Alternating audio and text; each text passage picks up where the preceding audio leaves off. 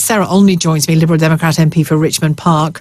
You're not convinced that this is a high up the agenda issue at this point, are you? The stamp duty holiday so far has estimated to cost the Treasury about £3.8 billion, which is just an enormous amount of money. And I totally understand the argument. Obviously, that's kept the property market going. But my perspective is just that there are other calls on the Treasury's spending at this time. And I think what I was particularly highlighting on Monday was at the same time that I was in that debate, there was an Opposition Day debate going on in the main chamber about the cladding issue, which I know you've talked about a lot on your programme. And it's, there are thousands upon thousands of leaseholders who cannot afford to remove the cladding on their flats, cannot move, and simply don't know what the future holds for them. And I just feel if it's going to cost £3.8 billion to continue the stamp duty holiday, even if your priority is to maintain the housing market, then that would be a better use of the money.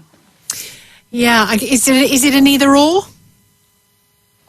I think yes, actually. This is the problem, and we're all about hard choices all the time, and particularly when it comes to the Treasury. There are so many calls on the Treasury right now. I feel for the Chancellor, really, because I think this must be the most difficult budget that any Chancellor has ever been called upon to put together. It's a period of absolutely catastrophic returns to the Treasury, and how to choose how to spend the money that's going to be available. I could give you a massive long list of all sorts of things.